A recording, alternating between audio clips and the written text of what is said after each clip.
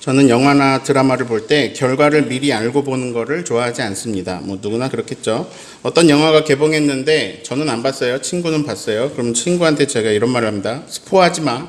결론 말하지 말라는 거예요. 결과를 알면 왜 안 될까요? 재미가 없거든요. 네.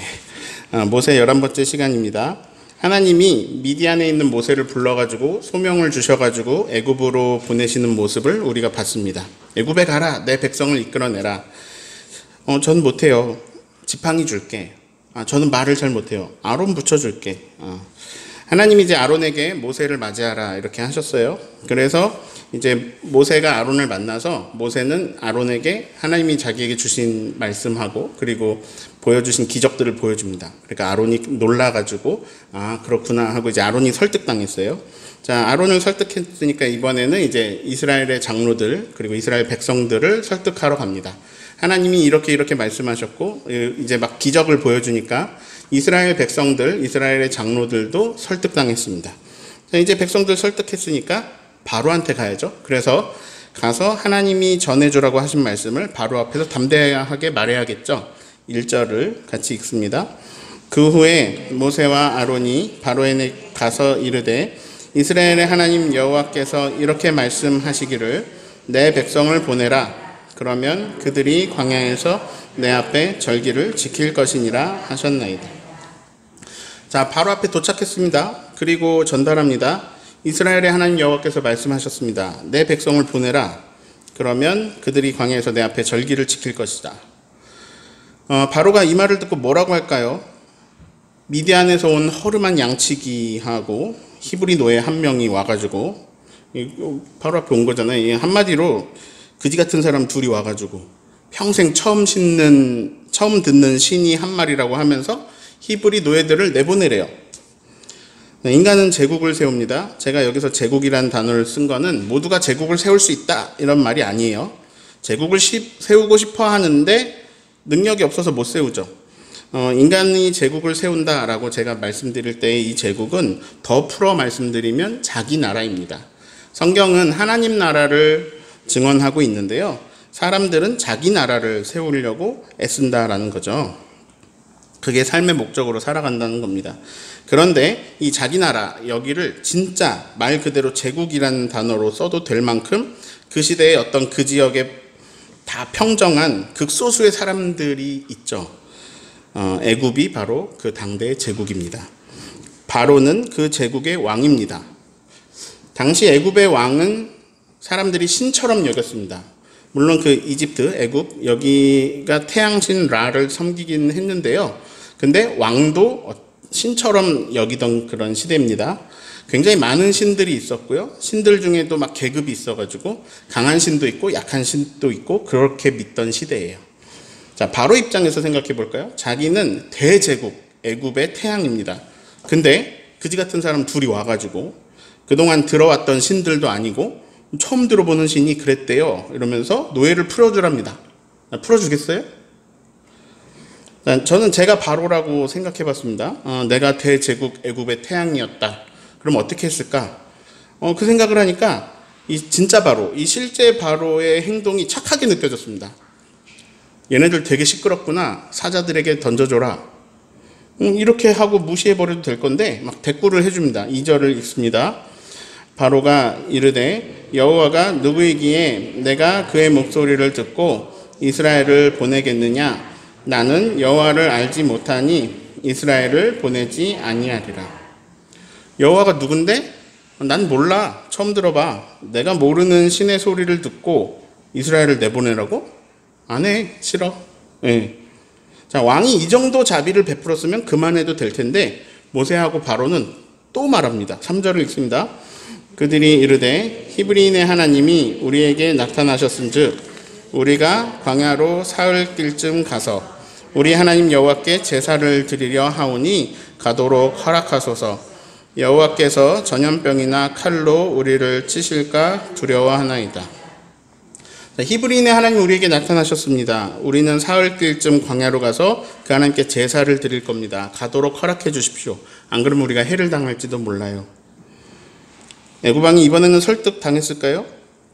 상식적으로 생각해도 여기서 백성을 내보내줄 것 같지는 않죠. 4절, 5절 읽습니다. 애굽 왕이 그들에게 이르되 모세와 아론아 너희가 어찌하여 백성의 노역을 쉬게 하려느냐 가서 너희의 노역이나 하라. 바로가 또 이르되 이제 이 땅의 백성이 많아졌거늘 너희가 그들로 노역을 쉬게 하는도다 하고. 노예들이 일을 많이 할수록 이 애굽 사람들의 생활은 윤택해집니다. 애굽은 점점 더 부강해지겠죠. 사람들이 막 기를 쓰고 제국을 세우려고 하는 이유가 그건데요. 힘싸움에서 패배하면 내가 노예를 해야 되는데 나는 이겼고 나는 제국을 세웠으니 이제는 노예들이 나를 위해서 일하라 이거죠. 근데 광야로 데리고 나가겠다고요? 지금 노예들 숫자가 엄청 많거든요. 노동력이 더 커졌어요. 그 많은 사람이 하루만 일을 안 해도 지금 내 제국에 얼마나 손해가 큰데 감히 지금 왕을 찾아와가지고 무슨 씨알도 안 먹힐 소리를 하고 있죠. 근데 이 왕이 착한 것 같아요. 모세하고 아론을 해치지는 않았어요. 이들도 노동력이잖아요. 그래서 가서 너희 노역이나 해라 이렇게 말합니다. 그러더니 이제 신하들을 막 부릅니다. 노역을 감시하는 감독관들, 그리고 이거 얼마나 생산했는지 기록한 기록원들, 막 작업반장들 막 불러가지고 명령합니다. 6, 7, 8, 9절 같이 읽습니다. 바로가 그날에 백성의 감독들과 기록원들에게 명령하여 이르되 너희는 백성에게 다시는 벽돌에 쓸 짚을 전과 같이 주지 말고 그들이 가서 스스로 짚을 줍게 하라. 또 그들이 전에 만든 벽돌 수요대로 그들에게 만들게 하고 감하지 말라. 그들이 게으름으로 소리질러 이르기를 우리가 가서 우리 하나님께 제사를 드리자 하나니 그 사람들의 노동을 무겁게 함으로 수고롭게 하여 그들로 거짓말을 듣지 않게 하라. 야, 얘네가 배불렀다. 게으르구나. 얼마나 팔자가 좋으면 우리가 가서 우리 하나님께 제사를 드리겠습니다. 이런 얘기나 하고 있다. 노동의 강도를 올려라. 편하니까 아주 못하는 말이 없구나. 벽돌 만들 때 짚을 주지 말아라. 스스로 짚을 주어서 벽돌을 만들게 해라. 단 만들던 벽돌의 숫자는 줄어들면 안 된다. 신하들이 그대로 이스라엘 백성들에게 가서 전달합니다. 10절, 11절 읽습니다. 백성의 감독들과 기록원들이 나가서 백성에게 말하여 이르되 바로가 이렇게 말하기를 내가 너희에게 짚을 주지 아니하리니 너희는 짚을 찾을 곳으로 가서 주우라. 그러나 너희 일은 조금도 감하지 아니하리라 하셨느니라. 이스라엘 백성들은 난처해졌습니다. 짚을 이거 당장 어디서 구할까요? 12절, 13절 읽습니다. 백성이 온 땅에 흩어져서 곡초 그루터기를 거두어다가 짚을 대신하니 감독들이 그들을 독촉하여 이르되 너희는 집이 있을 때와 같이 그날의 일을 그날에 마치라 하며. 제가 제 성격에 좀 유독 힘들어하는 게 있습니다. 독촉하는 거예요. 막 독촉하는 거예요. 누구나 싫겠지만 이게 막 사람 피 말리는 일입니다. 자, 짚을 줬을 때도 힘들게 일했어요. 근데 짚을 안 주면서 독촉까지 하니까 사람 미쳐버리죠. 게다가 폭력도 일어났습니다. 14절을 읽습니다. 바로의 감독들이 자기들이 세운 바 이스라엘 자손의 기록원들을 때리며 이르되 너희가 어찌하여 어제와 오늘에 만드는 벽돌의 수요를 채우지 아니하였느냐 하리라. 자, 작업반장들 가운데 이스라엘 사람들도 있었어요. 저기 보시면 이스라엘 자손의 기록원들을 자기들이 세웠다 했죠. 자기들이 세운 이스라엘 자손의 기록원들. 그러니까 애국 사람들이 아니고 애국 감독들이 자기들 편의 위해서 노예들 안에서 작업반장 같은 사람 세운 거죠. 벽돌 얼마나 만들었는지 기록하고 애국에 보고하고 그런 일들 했던 것 같습니다. 근데 그들이 폭행을 당했습니다. 왜냐하면 예전보다 벽돌의 양이 줄어들었기 때문입니다. 아니 이걸 할 수 있는 걸 시키고 그러고 하라고 해야죠. 할 수 없는 분량의 일을 시키고 막 독촉하고 때리고 이게 정말 억울하고 서럽겠죠. 어떻게 해야 될까요? 이 감독들이 말도 안 되는 일을 시키고 그리고 계속 다그치고 막 때려요. 이걸 멈추려면 어떻게 해야 될까요? 감독들보다 더 힘 있는 사람한테 도와달라고 부탁을 해야겠죠. 이 감독들보다 높은 사람이 누구죠? 왕입니다. 예. 그래서 히브리 기록원들이 바로한테 직접 가서 하소연을 하면서 부탁을 합니다. 15절 16절 읽습니다. 이스라엘 자손의 기록원들이 가서 바로에게 호소하여 이르되 왕은 어찌하여 종들에게 이같이 하시나이까? 당신의 종들에게 짚을 주지 아니하고 그들이 우리에게 벽돌을 만들라 하나이다. 당신의 종들이 매를 맞사오니 이는 당신의 백성의 죄니이다. 막 지금 맞아가지고 여기저기 상처 나고 이런 몸이었을 거예요. 왕이시여 좀 여길 좀 봐주십시오. 이 상처들을 보십시오. 저희가 집도 받지 못하고 벽돌을 만들라고 강요당하고 있습니다. 얻어맞고 있습니다. 이거는 좀 애국 감독들의 잘못이 아닐까요? 왕께서 좀 바로잡아 주시기를 부탁드립니다. 지푸라기라도 짚는 심정으로 왕에게 찾아가 은혜 베풀어 주기를 이제 간청한 이스라엘 기록원들은 왕에게서 뜻밖의 대답을 듣습니다. 게으르다 게으르다. 너희가 얼마나 게으르면 그딴 소리나 하고 있냐. 뭐라고? 우리가 가서 여호와께 제사를 드리자? 아주 팔자가 폈구나. 가서 일이나 해라. 짚은 안 줄 거다. 그러나 벽돌은 예전 수량대로 바쳐라. 이스라엘 기록원들은 이때 깨달았습니다. 아, 큰일 났구나. 이거 진짜 큰일이다. 왕에게 부탁하려고 갔더니 사실 이게 왕의 입에서 나온 말이었던 거예요. 19절을 읽습니다. 기록하는 일을 맡은 이스라엘 자손들이 너희가 매일 만드는 벽돌을 조금도 감하지 못하리라 함을 듣고 화가 몸에 미친 줄 알고. 개역개정 성경은 이렇게 번역했습니다. 화가 몸에 미친 것을 알았다. 새번역 성경은 이렇게 번역했습니다. 자기들이 곤경에 빠진 것을 깨달았다. 큰일 났다. 망했다. 깨달은 거죠. 큰일 났다. 왕의 무리한 요구, 이거를 왕이 진정시켜줄 줄 알았는데 오히려 그게 왕의 명령이었던 걸 깨닫고는 막 무서워합니다. 그들은 그렇게 왕에게 거절당하고 나오는 길에 모세하고 아론을 만납니다. 뭐라고 할까요? 21절 읽습니다.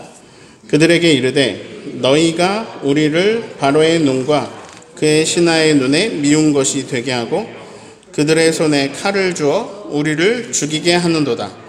여호와는 너희를 살피시고 판단하시기를 원하노라. 자, 개역 개정에는요, 판단하시기를 원하노라 이렇게 했는데요. 새번역에서는 이렇게 말합니다. 하나님이 너희에게 벌을 내리시면 좋겠다. 이렇게 번역했어요. 자, 우리가 지지난주에 그런 말씀을 나눴습니다. 이건 참 좋은 기분이에요. 뭐냐면 내가 누군가에게 꼭 필요한 사람이 되는 거, 그렇게 인정받는 거, 그게 참 좋은 기분입니다. 내가 이 집단에, 이 공동체에 내가 도움이 되고 있다는 생각, 내가 그런 생각, 그런 평가는 사람을 되게 기분 좋게 합니다. 근데 반면 사람이 굉장히 견디기 힘든 감정이 있습니다. 내가 민폐라고 느껴질 때 그래요. 나 때문에 일이 잘못됐구나. 나 때문에 여기가 힘들어졌구나. 나 때문에 많은 사람들에게 불이익이 돌아간다라고 생각했을 때 그때 사람이 느끼는 수많은 감정들 중에 가장 견디기 힘든 감정 중에 하나가 됩니다. 한 단체에서 어린아이들에게 설문조사를 했어요.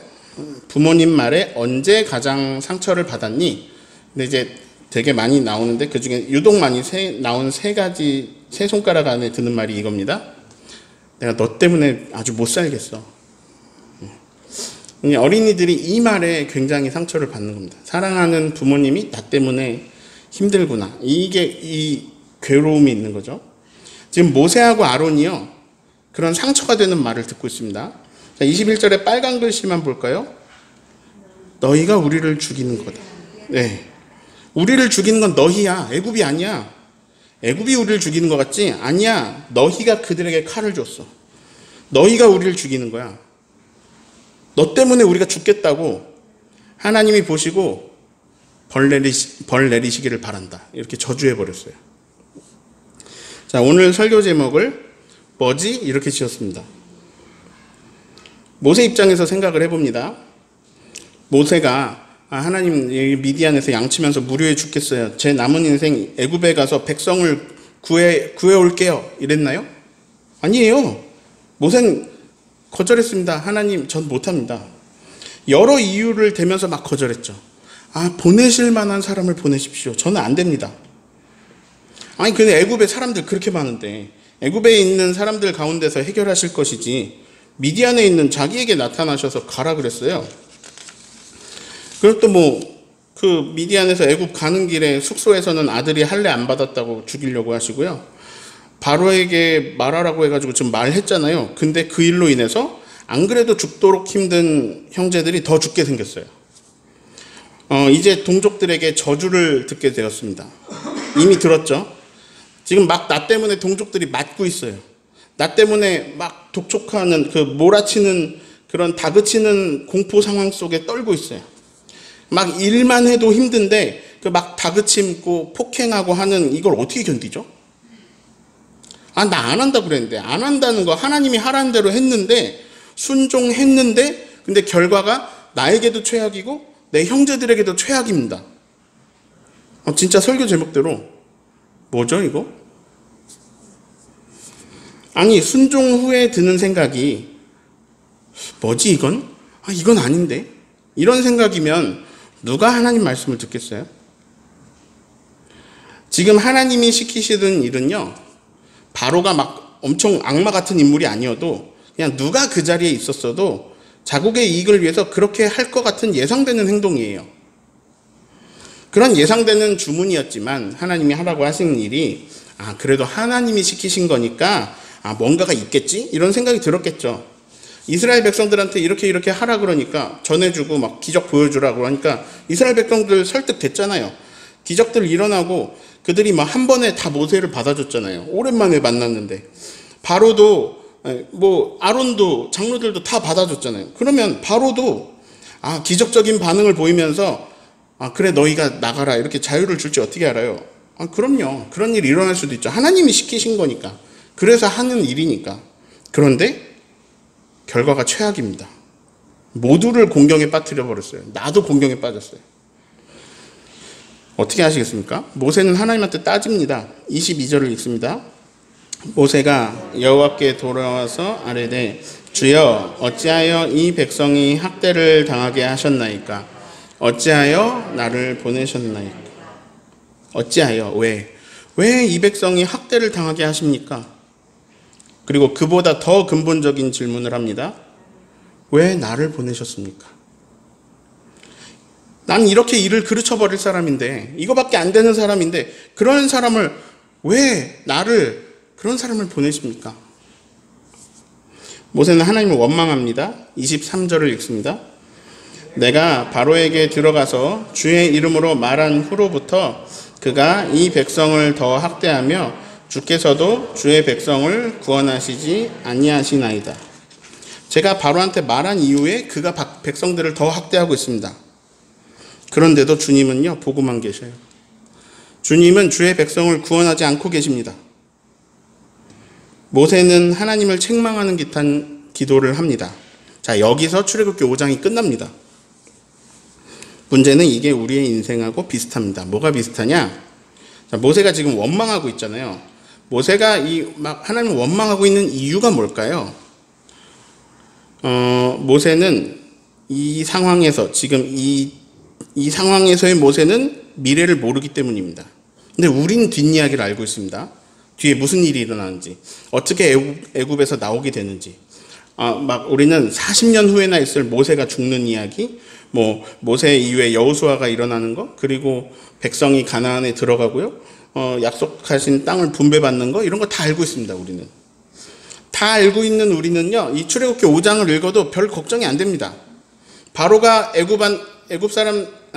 바로가 이스라엘 사람들한테 노역을 더 강하게 시켰거든요. 근데 별로 걱정이 안 돼요. 알고 있어요. 조금 있으면 이스라엘 백성들 애굽에서 탈출해.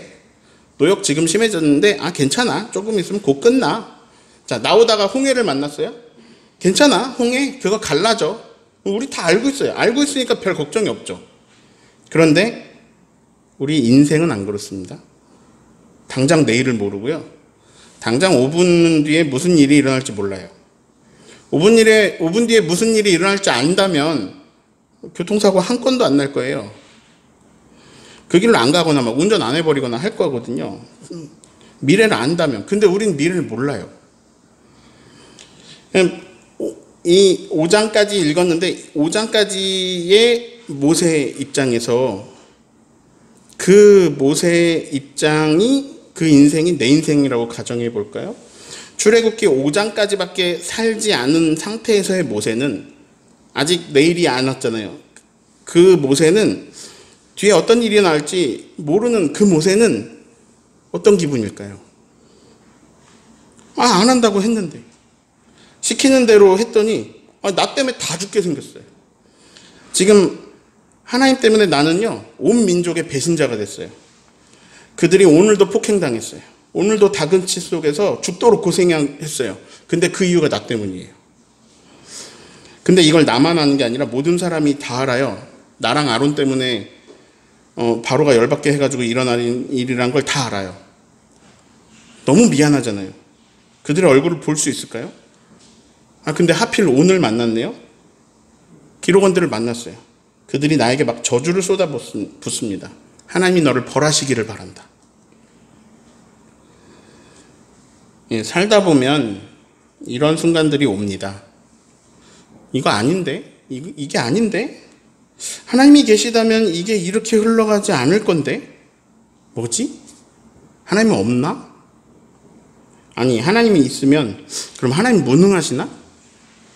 아니, 하나님 무능하신 게 아니라면 하나님 관심 없으시나? 나하고 상관없으시나? 뭐 이런 생각을 할 수 하는 그런 순간들이 옵니다. 내 맘대로 잘 살고 있는데요. 목사님이 맨날 하나님이 주인이라 그래요. 그래서 주인 말씀을 그래 들어보자. 인생의 주권을 넘겨드리자. 말씀을 읽고요. 막 기도를 하고 이제 성경 말씀대로 순종을 했어요. 내가 묵상한 대로 그 말씀에 순종을 했어요. 그랬더니 결과가 엉망이 되어버리고 다른 사람들이 나 때문에 막 다 피해를 봤어요. 자, 그러면 순종하시겠습니까? 뭐지? 이건 아니잖아. 이건 아니잖아. 하나님 이건 아니지 않습니까? 이런 기도 안 할까요?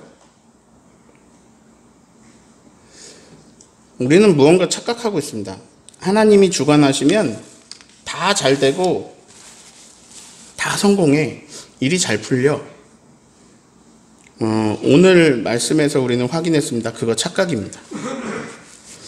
이스라엘을 구원하시겠다던 하나님 말을 그 말을 안 듣는 게 더 이스라엘을 위하는 일이었습니다. 적어도 지금까지는요. 하나님이 하라는 대로 했다고 다 잘 되는 게 아닙니다. 하나님이 하라는 대로 한다고 뭔가 순탄하게 막 좋은 일이 술술술술 이렇게 풀리는 게 아닙니다. 그럼 왜 하나님 말씀대로 해? 그냥 내 생각대로 해도 되잖아. 하나님 말씀대로 하면 더 꼬이기만 하네. 뭐 내가 원하는 대로 술술 풀리고 막 순탄하게 이렇게 되고 그렇게 할 것도 아닌데 뭐하러 하나님 말씀 듣고 뭐하러 하나님께 순종해? 여러분 말씀대로 살고 싶으세요? 그랬다가 순종했다가 이런 기분 느끼게 되실지도 모릅니다. 뭐지? 이건 아니잖아. 이거 속았네? 이건 아니잖아. 저는 왜 초등학교 5학년 때 엄마 따라 찬양 집회를 가가지고 거기서 은혜도 받고 겁도 없이 제가 서원 기도를 하고요. 하나님이 시키시면 목사할게요. 그게 무슨 기도인지도 모르고 초등학교 때 왜 그런 기도를 해가지고 제가 신학교에 가고 저는 목사 한 수 받기 전에 진짜 진지하게 여쭤봤습니다. 전 죄가 많습니다. 시키시면 합니다. 알려주세요. 하지 말라 하면 안 합니다. 정확히 알려주세요. 근데 정확히 알려주셨어요. 해라. 보라. 내가 새 일을 행하리니 이제 곧 나타내리라. 네. 그러면 할게요. 목사 한 수 받았습니다. 자, 그러면 이제 제가 하나님이 하라 그래서 목사 한 수 받았으니까 제 목회는 승승장구하면서 막 쭉 잘 되어야 하지 않을까요? 제가 당시에 청소년부를 맡고 있었는데요. 제가 목사가 되고 나서 청소년부 인원이 반으로 줄었습니다. 저는 목사가 되고 주변에 갈등을 일으켰습니다. 그리고 저에게는 우울증이 왔습니다. 그냥 이거밖에 안 되는 인간인데, 내가 이거밖에 안 되는 인간인 거 하나님 아시는데 왜 저 같은 사람한테 목사를 하라고 하셨을까요? 그렇게 속았는데 또 바보같이 보내시는 곳이면 어디든 가겠습니다. 이런 멍청한 기도를 또 했습니다. 정신 차리고 보니까 제주도에 와 있잖아요. 그리고 하나님은 내가 너를 거기 보냈다라는 사인을 막 주세요. 막 퍼즐이 맞아 떨어지는데 막 소름도 돋고요. 아, 이거 진짜 하나님의 뜻이구나. 나를 여기 진짜 보내셨구나. 그러면 저를 하나님이 여기 보내신 거면 그럼 주영광교회 목회가 막 승승장구해야 되는 거 아닐까요? 저는 개인적으로 인원수에 크게 의미를 두지는 않지만요. 그래도 누군가가 봤을 때 저 처음 왔을 때 20명, 성도 20명, 9년 차에 접어드는데 성도 20명. 아니 막 엄청 잘 되고 엄청 놀랍고 막 그런 건 아닌 것 같죠? 제가 그럼 이런 마음 가져도 될까요? 뭐지? 그냥 하라 그래서 했는데 이거 뭐지? 보내시는 곳에 가겠습니다 해서 알지도 못하던 동네에 왔는데 아 뭐지? 하나님이 좀 잘되게 뭔가 잘되게 해주셔야 되는 거 아닌가? 그런데 제가 그래도 오늘 말씀에 모세처럼 막 괴롭지 않은 것은 모세처럼 순종을 했더니 어떤 분들이 피해를 보고 막 망하고 죽도록 괴로워지고 그런 건 아니에요. 제가 그래서 그러진 않아요. 제가 순종을 했더니 막 누구의 삶이 망가지고 그 사람들이 다 너 때문에 이렇게 됐어 이렇게 저를 비난하고 책망한다면 그러면 모세하고 똑같이 말하지 않을까요? 하나님 왜 저를 부르셨습니까? 아니 그러니까 보낼 만한 사람을 보내셨어야 하는 거 아닙니까? 왜 저를 부르셨습니까? 똑같은 말 하지 않겠습니까? 오늘 우리는요 하나님 말씀에 순종했더니 이스라엘 백성들의 고통이 증가해버린 그런 이상한 상황의 말씀을 읽었습니다. 자, 미래를 모르는 삶을 살아가는 우리들에게는 이 오늘 말씀 같은 상황이 옵니다. 뭐지? 이건 아니잖아. 아, 다시는 하나님이 시키신 대로 안 해야지. 그런데요, 자, 여기서 만약에 미래를 안다면요,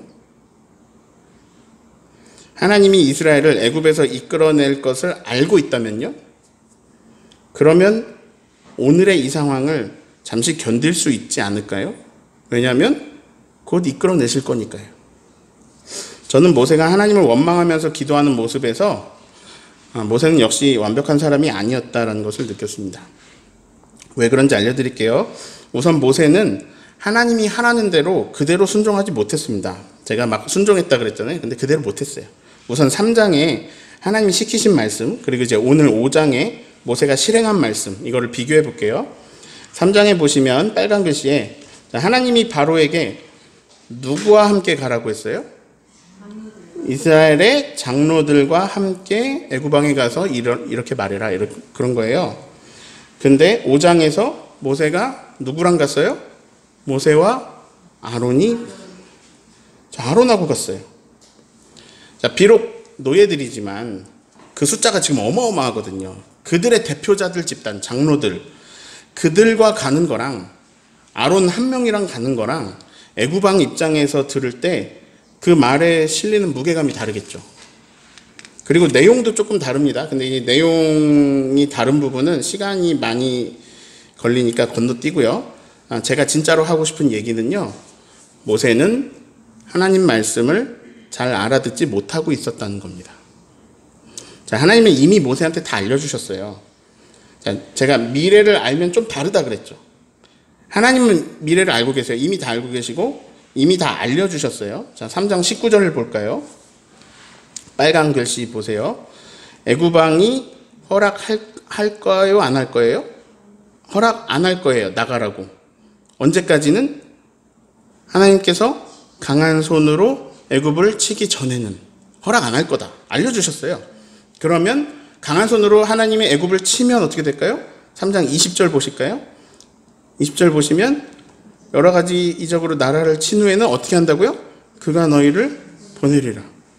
하나님이 애굽을 치시면 바로가 이스라엘을 보내게 된다. 자, 이 얘기를요 이미 떨기나무 불탈 때 알려주셨어요. 근데 이 떨기나무 타는데 한 번만 알려주신 게 아니에요. 지금 오늘 5장이잖아요. 4장에서도 알려주셨어요. 21절 보실까요? 빨간색 보실까요? 그가 백성을 바로가 보내준대요? 안 보내준대요? 안 보내준대요. 그러니까 모세가 하나님 말씀 잘 새겨드렸으면 안 보내줄 거 알고 있어요. 제가 아까 이런 말을 했습니다. 이스라엘을 구원하시겠다던 하나님 말을 안 듣는 게 이스라엘을 더 위하는 일이었습니다. 적어도 지금까지는요. 이런 말을 했는데요. 제가 방금 중요한 포인트를 짚었습니다. 지금까지는 그렇게 보인다는 거죠. 지금까지는. 그러나 미래를 알고 있다면 그러면 하나님 말을 듣는 것이 훨씬 좋습니다. 계속 노예로 사는 것보다 이끌어내시는 게 좋잖아요. 하나님 모세에게 미리 알려주셨습니다. 애굽 왕 이스라엘을 안 보내줄 거야. 언제까지? 내가 애굽을 치기까지 안 보내줄 거야. 근데 하나님 애굽 아직 안 치셨잖아요. 그럼 모세는 바로한테 갈 때 이미 알고 있어야죠. 오늘 내가 바로를 만나지만 바로는 안 보내줄 거야. 이거 알고 있어야죠. 그러면 하나님께 이렇게 기도 안 하죠. 왜 하나님 이스라엘을 학대하십니까? 왜 저를 부르셨습니까? 제가 간 이후로 더 학대당하고 있는데 하나님은 왜 보고만 계십니까? 왜 하나님이 아무것도 안 하십니까? 이렇게 기도 안 하죠. 뭐라고 기도해야 될까요? 하나님, 말씀하셨던 그대로 바로는 이스라엘을 보내주지 않았습니다. 근데 문제가 생겼어요. 백성들이 더 곤란하게 됐습니다. 곧 제가 이제 백성들에게는 이렇게 말하겠습니다. 하나님께서 강한 손으로 곧 애굽을 치실 거니까, 그러니까 우리는 지금 견디다가 우리는 애굽을 벗어날 거니까 지금 좀만 더 버티자. 이렇게 백성들에게 전하겠습니다. 이렇게 기도해야죠. 이 기도가 정상이에요. 하나님 말씀 새겨 들었다면요. 그런데 모세는 장로들과 함께 가라. 이것도 잊었고, 그리고 첫 단추를 잘 깨야 되는데 제가 설명은 안 드렸지만 이 말의 내용도 좀 바꿔서 말했고, 그리고 바로가 그렇게 나올 거라는 거 예상하고 있지도 못했습니다. 혼자서 뭐지? 이건 아니지. 왜 저를 보내셨습니까? 이러고 있는 거죠. 하나님 말씀을 새겨 들었다면 히브리 기록관이 와서 너희 때문에 우리가 다 죽는다. 니네가 그들에게 칼을 주었다. 막 이렇게 말하고 있을 때 그때 이렇게 말해줄 수 있죠. 미안해요. 근데 걱정하지 말고 조금만 더 견뎌주세요. 하나님 애굽을 강한 손으로 치신다고 했습니다. 그거 곧 시작될 겁니다. 우리는 애굽을 벗어나서 가나안을 향해 갈 거예요. 지금 힘드시지만 조금 더 버텨주세요. 이렇게 말할 수 있죠. 근데 그런 말도 못하는 거예요. 아무 말도 못 해주고 아무런 희망도 못 주고 자기도 희망 없이 그냥 혼자 자괴감에 빠져 있습니다. 왜냐? 하나님 말씀을 모르거든요. 그래서 미래를 모르거든요. 예. 저는 미래를 아느냐? 모르죠. 근데 저는 미래를 모르기 때문에 삶이 재밌다고 생각합니다. 알면 재밌을까요? 근데 아는 것도 있습니다. 이게 자세한 건 모르는데 큰 건 알아요. 저는 제가 부활할 거라는 걸 압니다. 그래서 하나님 나라의 영광을 누릴 것이라는 걸 제가 압니다. 왜냐하면 하나님 저를 사랑하시는 것을 알기 때문입니다. 제가 뭘 되게 잘해가지고 되게 하나님이 상 주셔가지고 부활의 영광이 그런 게 아니고요. 하나님이 저를 사랑하시는 걸 알기 때문에 저를 좋은 길로 이끌어 주실 것을 압니다. 저만 사랑하시는 게 아니라 다 사랑하신다는 것을 압니다. 그래서 그것을 알려드리고 있습니다. 하나님은 당신을 사랑하십니다. 저만 사랑하시는 게 아니고 하나님은 당신을 위하여 예수님이라는 절대적인 가치를 치르시고 당신을 구하셨습니다. 왜냐하면 하나님은 하나님 나라에서 당신과 함께 있고 싶어 하십니다. 왜냐하면 사랑하시니까요. 네. 9년 전 20명, 지금 20명. 그럼 저의 목회는 망한 걸까요? 저는 그냥 명확하게 기억나는 것만 해도 5번 이상 다른 분에게 똑같은 말을 들었습니다. 약속이라도 한 듯이 똑같이 말씀하셨어요. 제가 제주도에 온 거는 목사님을 만나기 위함이었습니다. 우리 가족이 제주도에 온 것은 목사님을 만나기 위함이었습니다. 하나님이 목사님 만나게 해주시려고 저를 이곳에 보내셨다는 것을 제가 깨달았습니다. 이런 얘기를 들었습니다. 많이 들었을 것 같아요. 기억이 안 나지만. 근데 제주도 특성상 몇 년 동안 제주에 오셨다가 그랬다가 다시 육지로 가시는 교우들이 계십니다. 근데 그분들이 인생의 중요한 타이밍에 제주에 오셨다가 주영광교회를 만나서 하나님 뜻을 발견하고 자신의 삶의 의미를 발견하고 다시 또 삶의 터전을 옮깁니다. 그러면 주영광교회는 버스 터미널처럼 여기 서 있으면서 이 오가는 분들의 삶의 의미를 찾는 것을 도와주는 역할을 해도 되지 않을까요? 버스 터미널에 사람이 없다가 시간이 또 되면 엄청 많은 사람이 붐비다가 또 시간이 지나면 또 사람 하나도 없는 한적한 장소가 됩니다. 그러면 버스 터미널은 필요가 없을까요? 필요하죠? 저는 제주에 정착해서 사시는 분들에게는 오랜 시간 그분들의 목사로, 그리고 잠시 제주에 머무는 분들에게는 짧은 시간 인생의 의미를 함께 고민하는 목사로 이 자리에 부름받은 거 아닐까요? 예, 그렇게 시간이 지나서 그렇게 생각해도 되지 않겠습니까? 네. 어제 변환식 청년에게 전화가 왔어요. 간호사 시험을 잘 본 것 같대요.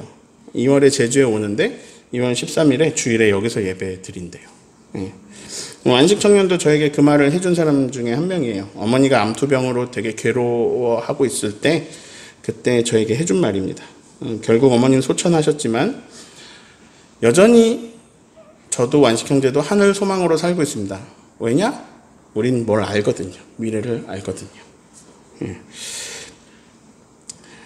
새해 첫 주부터 몇 주 동안 드린 말씀이 계속 결론이 똑같습니다. 하나님께서 합력해서 결국 선하게 하십니다. 좋은 방향으로 이끌고 계십니다. 저는 미래를 알고 있습니다. 출애굽기 5장처럼 이거 뭐지? 이건 아닌데? 이렇게 하게 되는 그런 이해 못할 일들까지, 그런 것까지 다 합력해서 결국은 선을 향해 갑니다. 이게 하나님의 권능입니다. 네. 뭐지? 이건 아닌데? 이런 시간들이 있어요. 근데 이런 시간들을 제가 두 글자로 부르고 싶습니다. 과정입니다. 네. 이거는 그냥 곧 지나가게 되는 하나의 과정일 뿐인 거죠. 결국은 우리는 하나님의 선하심을 노래하게 됩니다. 네. 이렇게 소망을 가지고 미래를 보는 것을 믿음이라고 부릅니다. 성경에 되게 어려운 상황들, 이해가 되게 안 되는 상황들, 막 그런 상황들이 여러 번 나오는데 그때 하나님이 반복적으로 주시는 메시지가 있습니다. 그게 뭐냐면요, 오직 의인은 믿음으로 살리라입니다. 믿음 지키면 안 될 것 같은 상황에서 계속 하시는 말씀이 있어요. 오직 의인은 믿음으로 말미암아 살리라. 믿음으로 살아가는 저와 여러분 되시기를 예수님의 이름으로 축원합니다.